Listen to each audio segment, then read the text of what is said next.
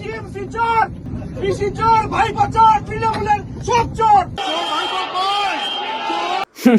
পিসি চোর ভাইপো চোর।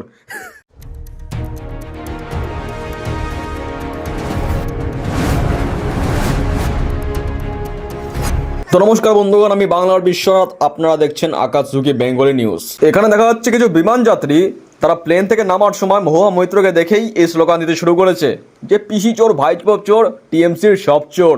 দেখুন, চোর চোর চোর, টিএমসি চোর, পিসি চোর, ভাইপো চোর, তৃণমূলের সব চোর। চোর চোর, তৃণমূলের সব চোর। জয় শ্রীরাম, জয় শ্রীরাম, জয় শ্রীরাম। পিসি চোর, ভাইপো চোর, তৃণমূলের সব চোর। তো বর্তমানে যে সকল পরিস্থিতি তৈরি হয়েছে, আজকাল ভাই টিএমসি দেখলেই মানুষ চোর চোর করে স্লোগান দিচ্ছে। মানে টিএমসি যেখানে মানে চোর স্লোগান সেখানে থাকবেই। এবং আমার এই ভিডিও দেখে কিছু চটি লেহনকারী ব্যক্তিরা বলবে ভারত একটা বহুদলীয় রাষ্ট্র, এখানে সব দলের ভোটে নির্বাচনে দাঁড়ানোর অধিকার আছে। আরে ভাই, এখানে দলের বলেছে, চোরেদের দলের নয়, ব্যাপারটা বুঝে নিও ভাই। আশ্চর্যকর বিষয় ভাই, চোর চোর, বালি চোর, জুতো চোর, ভাই এখানে মাছ চোর, এইসব স্লোগান শুনেও মানুষ কী করে টিএমসি করতে পারে। অবশ্যই দেখা যাচ্ছে ভাই কিছু ভালো ভালো নায়ক নায়িকা, যেখানে ভাই দেব সোহম, এদিকে রঞ্জিত মল্লিক এবং তার কন্যা কোয়েল মল্লিক, এরা এই টিএমসিতে এসে, এই রাজনীতির এই দলে এসে নিজের সম্মান এবং নিজের কেরিয়ারকে যেভাবে এবার নিজে হাতে নষ্ট করেছে, আশ্চর্যকর বিষয় ভাই। এরকম পাবলিক তো ভাই আমিও জীবন হতে চাই না ভাই। আমি একবেলা না খেয়ে থাকবো, আমার ফিল্ম কেরিয়ার যাক, ওদিক চলে যাক, কিন্তু টিএমসি ভাই কখনো না। আমি ভাই নির্দল থাকবো ভাই, লাগলে আমি কংগ্রেস করব, কিন্তু কোনো দিনও টিএমসি কোনো দিনও না ভাই, কোনো দিনও না। কেন? যে দলের কোনো মত নেই, যে দলের কোনো সংবিধান নেই, যে দলের কোনো নীতি নেই, শুধু 2 টাকার লোভ এবং ক্ষমতার লোভে যারা এই দলকে জয়েন করেছে, তাদের ভাই কোনো মূল্য আছে? এই যে ভাইপো নিয়ে হুড়োহুড়ি চলছিল, এখন ভাইপো তো ভাই কোথায় গেছে খুঁজে পাওয়া যাচ্ছে না। বাড়ির সামনে মিডিয়ার লোক যাচ্ছে, ভাই ভাইপো কোথায় কাকা, ভাইপো কোথায়, এদিক তার বউ ঢুকে যাচ্ছে, সব বাড়ি যাচ্ছে, কিন্তু ভাইপোর খোঁজ পাওয়া যাচ্ছে না। ভাইপো মনে হচ্ছে সেই ওই দেখলাম আমরা সব হাত উঁচু করে একদম সে নৃত্য করছে যে আমরাই থাকবো, আমরা জিতবো, মানে এই যে সেই সিনে পর থেকে ভাইপোর খোঁজ পাওয়া যাচ্ছে না। মানে ওইখানে যে লাইভটা করেছিল ওই লাইভটাই শেষ ছিল। তো আজকে আমরা দেখতে পাচ্ছি যে এখানে আজকে মানে মুখ্যমন্ত্রীর শপথ হয়েছে, এবং সেখানে ভাই আমাদের পূর্ববর্তী মুখ্যমন্ত্রী যে অবসর প্রাপ্ত বলা যায়, কিন্তু অবসর তিনি নেননি এখনো, তিনি এখনো অবসর নেননি, তিনি মনে মনে এখনো মুখ্যমন্ত্রী আছে, তিনার কাছে চেয়ারটা এখনও নিজের মনে হয়। কিন্তু যাই হোক ভাই, মুখ্যমন্ত্রী গেছে তো গেছে, যাই যে গেছে গেছে, কিন্তু তা সে আজকে আমন্ত্রণ করা সত্ত্বেও আসেনি। আর আসলেও ভাই কি না হতো কোনো গ্যারান্টি নেই, হতে পারতো ভাই চটি মটি খুলে কার মাথায় বসিয়ে দেয়, পাগল মানুষ তো, সেজন্য বলা যায় না, হতে পারতো। কিন্তু ভাইপোর খোঁজ পাওয়া যাচ্ছে না। ভাইপো তো কোথায় গেছে আলাদা ব্যাপার। তো অনেকে বলছে আমার নিউজ চ্যানেলটা একটু ভাই নিরপেক্ষ হচ্ছে না, আমি এদের নামে বদনাম করছি, ওদের নামে বদনাম করছি। যদি তোমার নিরপেক্ষ না মনে হয় তা আমার লাস্টে দেখা যাবে ভিডিওর এন্ডে আমার নতুন একটি চ্যানেল আছে দেশি বিশ্বনাথ, ওখানে চলে যাবা, ওখানে অনেক রকম রাজনীতির আলোচনা করে থাকি, দেখবা সেটাকে। আর একটা ভিডিও দেখাচ্ছি যেখানে মমতা বন্দ্যোপাধ্যায়ের ভাইয়ের স্ত্রী কাজরি বন্দ্যোপাধ্যায়কে দেখে বিজেপির লোক এখানে চোর চোর স্লোগান দিচ্ছিল।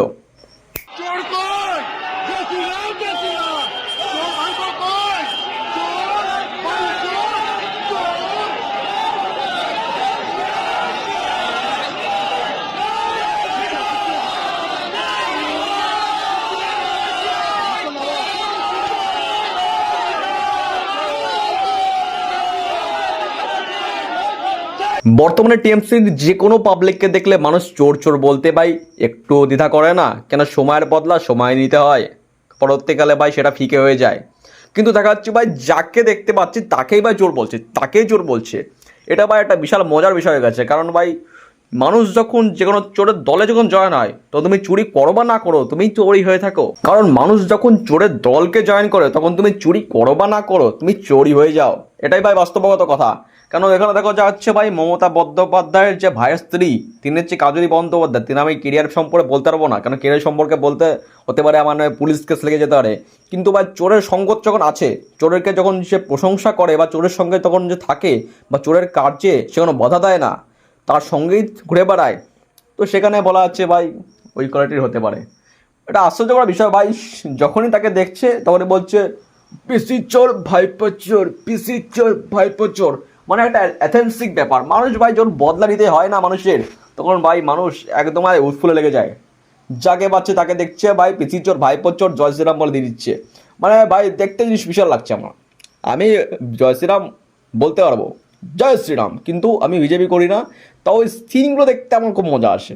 সিনগুলো দেখতে ভাই একদম মাস্তান্টিক লাগে। এখন সকল বিজেপি কর্মী এবং অন্যান্য যেসব পার্টির দল যারা আছে তাদেরকে একটা কথাই বলতে চাই, তোমরা ভাই চোর বলো, তুমি ভাইপো চোর, পিসি চোর, বালি চোর, জুতো চোর, মাছ চোর, তুমি তেল চোর, ভাই গরু চোর, যাই বলো না কেন, শুধু একটা কথা মনে রাখবে যে এমন কোনো কথা বলো না যার মাধ্যমে নারীকে অসম্মান করা হয়ে থাকে।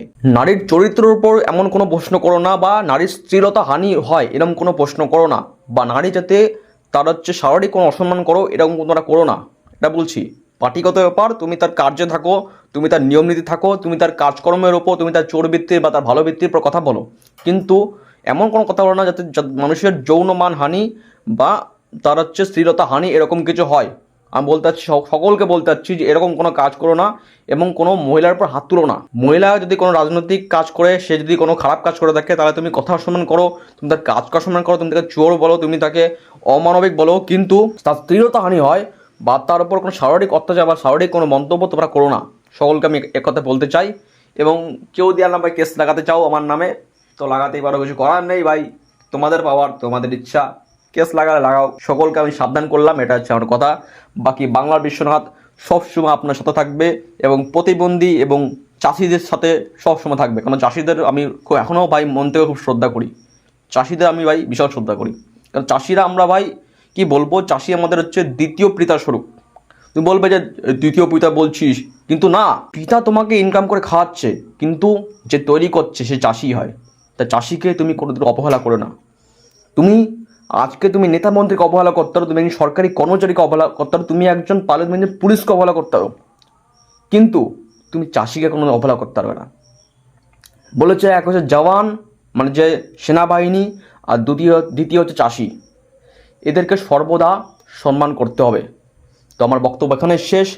তো আপনারা যা যা কাজ করছেন করতে থাকুন এবং নিজের কাজে মন দিন, এবং পরবর্তীকালে যদি আপনাদের সরকারি চাকরি বা কোনো ব্যবসার দিকে কোনো মনোযোগ থাকে তো সেই বিষয়ে ধ্যান দিন। শুধু রাজ্য রাজনীতিতে পড়ে থাকলে হবে না আমার মতো, কেন আমার এটাই কাজ। তো আজকের জন্য এটুকুই। Good bye.